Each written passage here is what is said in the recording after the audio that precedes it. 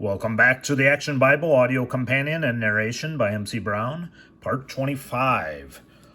And we're racing right along, reading from the Action Bible, the graphic novel adaptation of the Bible, with illustrations by Sergio Carrillo, with General Editor Doug Mouse, and featuring text from David C. Cook, copyright 2010. As always, we're just trying to give as much as we can a stationary view without doing too much to step on anybody's toes involved with this, as well as spoil anything. We're trying to inspire you to get your own Action Bible and read along. Hopefully it is. And we're just, God put this on my heart to do it. Hopefully, if you feel in your heart to share it with anybody you think might need it, just might need audio narration as well, just anything in general. I appreciate it. Love you guys. Appreciate you guys. And yeah, we want to jump right back into it. We had a fairly short chapter last time, so we'll see where this one leads. We'll resume on page 306. And here on part 25, Just Rewards, based on 2 Samuel 1:1 through 2:7.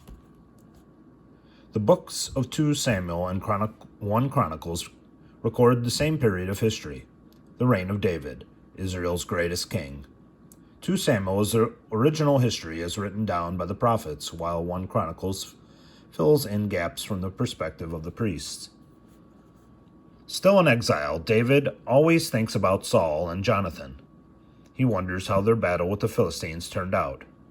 A thief who had looted the battlefield tries to win David's favor. "Who are you, and what brings you here?" "I come from the battle between the Philistines and Israel. I have great news. Your old enemy, King Saul, is dead, and so is Prince Jonathan." "How do you know this?" "I don't know how Jonathan died, but I found the king on the battlefield. He was injured and asked me to kill him. I did, and here are his crown and armband to prove it." "What?" "Even if the king asked you to kill him, you had no right to take the life of the man God chose to be king of Israel. For this crime you will pay with your own life." So the man who lied to get a reward received a different reward, the one he deserved. Even though Saul had treated him unfairly, David mourns the death of his king and his best friend. In his grief, David writes a lament, a powerful song praising Saul and Jonathan. He teaches it to all of his followers, and they sing it together. It's called the Song of the Bow. "The glory of Israel lies slain in the hills. How the mighty have fallen. Do not spread this evil news. Do not give our enemies a reason to rejoice. The bow of Jonathan did not turn back. The sword of Saul did not retreat. Saul and Jonathan loved in life, together in death. They were faster than eagles and stronger than lions. I grieve because Jonathan, my brother, is dead. We weep because Saul, our father, is dead. How the mighty have fallen. Israel's heroes lie slain in the hills." Eventually, David thinks of his own future. Now that Saul is dead, David knows that he can return from exile. But before he makes any plans, he prays to God. "Lord, shall I return now to my own people in Judah?" God tells David to go home, and when he does, the people of Judah welcome their hero and make him king of their tribe. "God bless King David. Long live the king." For his first act as king, David commends the men from Jabesh Gilead who snuck past the Philistines to make sure that Saul and Jonathan received an honorable burial. He promises that he and God will show them favor for their bravery. Royal Rivals, based on 2 Samuel 2:8 through 3:21.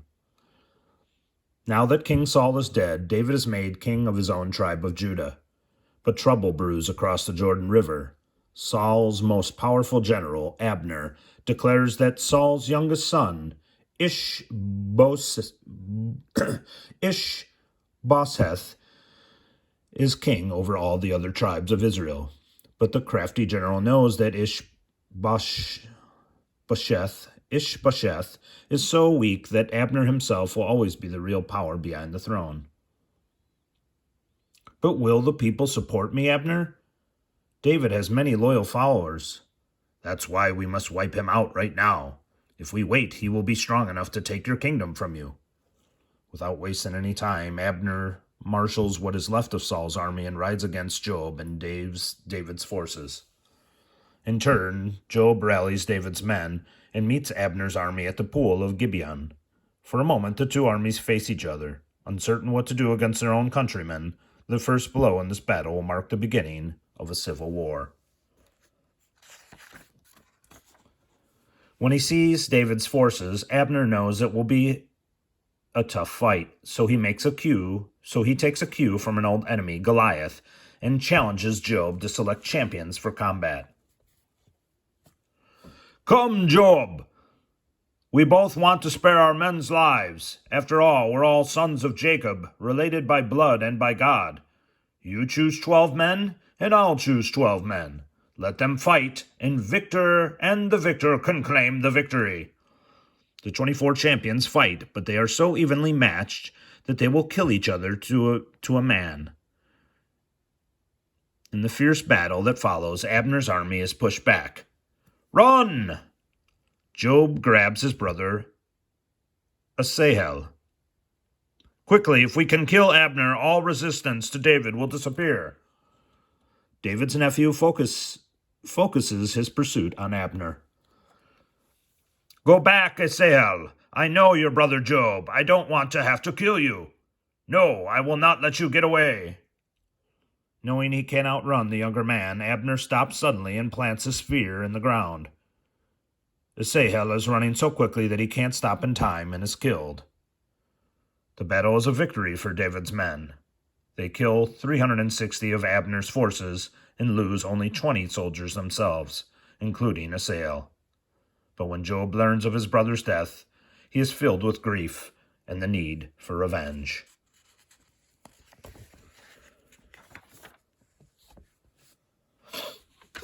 With each battle, David grows stronger. Ishbosheth grows more fearful by the day. Not only does he fear David, but he also starts to distrust Abner's motives. One day he accuses Abner. How dare you question me? Just for that, I will transfer my allegiance to David. By losing me, you just lost your kingdom.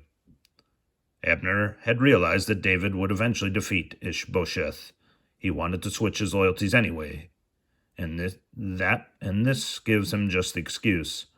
Abner carries out his threat and offers to help David add the rest of Israel to his kingdom. I've spoken with the other tribes. They will bow to you if I say the word. David replies with an invitation to a feast. Thank you for your kindness. I'll join forces with you.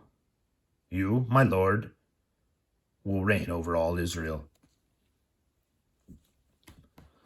Assassinations, based on 2 Samuel 3:22 through 5:5. After giving his support to King David, Abner goes to rally the elders of Israel, but Abner is scarcely out of the city when Joab returns.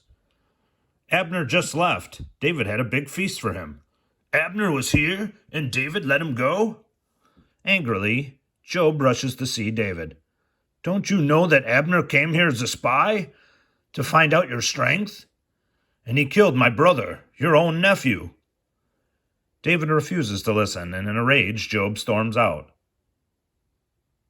David may have made peace with you, but I never will. Joab is furious. This could mean trouble. He wouldn't dare defy the king. Fearful that Abner will take his place as David's general, and wanting revenge for his brother, Joab sends a fake message from David, asking Abner to come back to Hebron. When Abner enters the city, Welcome, Abner. David had one last thing he wanted me to tell you. Will you step over here where we can talk in private? Of course, Joab. Joab leads Abner back to a back street, and there, before Abner can suspect what is going on, Joab stabs him. David is angry when he finds out that Joab murdered Abner. He is afraid that people will think he ordered the murder. So he calls the people together and accuses Joab. I am innocent of Abner's blood. May God punish Job as he sees fit. David wants to show his strong disapproval for what Job has done. He forces Job to mourn in Abner's funeral procession, but even as King David is not secure enough in his new kingdom to punish Job, because Job is the leader of David's army and his nephew.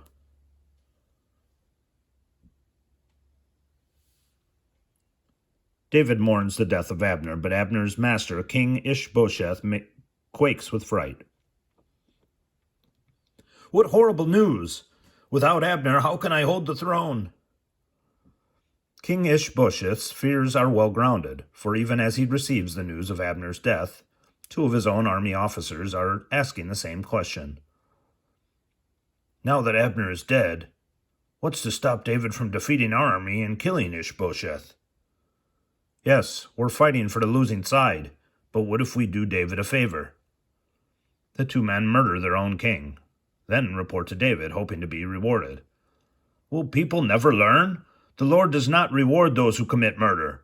There's no room in my kingdom for traitors. Guards, take them away and execute them. Though saddened by another assassination, David now has no rivals for the throne of Israel. Representatives of the 12 tribes meet to anoint him. He's now been anointed by both God and man. So David, at age 30, is finally crowned king of all Israel. Hail, King David of Israel! Praise God!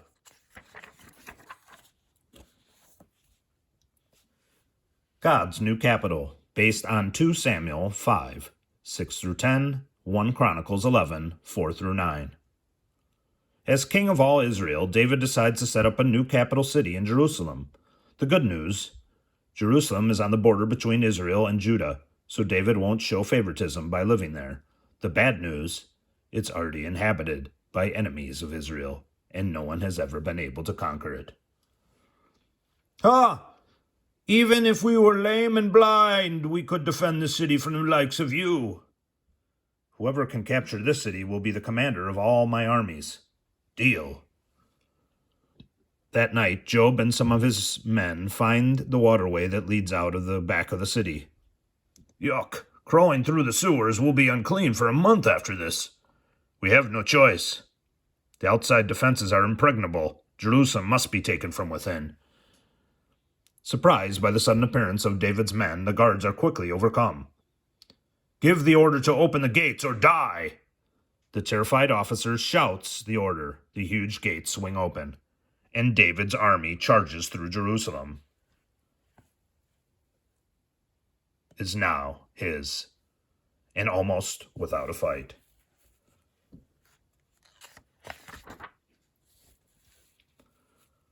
Temple Dreams, based on 2 Samuel 6 through 7, 1 Chronicles 13, 15 through 17, Psalms 24, 96, 105, 106. Jerusalem is now the capital city of Israel, but David wants a spiritual capital as well. It is time to give the Ark of the Covenant a permanent home. Ever since the Philistines tried to capture the Ark, it has been kept in Kirith Jearim. David wants it brought to his Jerusalem. Unfortunately, the Israelites have forgotten God's instructions for moving the Ark. As they transport it in an ox cart, the oxen stumble. One of the guards reaches out to keep the Ark from falling and touches it. He is killed instantly because God's law allows only a Levite to touch the Ark. David leaves the Ark nearby until God gives him permission to bring it to Jerusalem. When David tries again to bring the Ark to Jerusalem, he pays attention to the Lord's instructions. He assembles all the priests of Israel with instructions that only the Levites may touch the Ark. The procession is accompanied by the finest musicians in the land, who play and sing songs of praise to the Lord. Give thanks to the Lord, for he is good. His love endures forever. Let the heavens rejoice. May the earth be glad. Sing for joy to the Lord, because he rules in righteousness. Give thanks to the Lord. Call on his name. Let all countries know what he has done. Sing his praise, seek his face, and never forget his wonders. When they reach Jerusalem, David is so overjoyed that he dances and sings at the front of the parade. Lift up your heads, you mighty gates, open so the King of glory may enter. The Levites put the ark in a tent in the center of the city, but that doesn't feel proper to David. He calls the prophet Nathan in for a discussion. It doesn't feel right for God's house to be in a tent, while I live in a palace. I'd like to build a temple to God. That sounds like a great idea. I'm sure God will be pleased. But the next day, David, wait. God spoke to me last night. He said that his temple must be a house of peace, and you have been forced to be a man of war. You cannot build a new house for him. But don't worry, one of your sons will be a man of peace, and he will build a house for God someday. Great is the sovereign Lord for giving me such a promise. Thank you, O God, and with your blessing, my house will be blessed forever.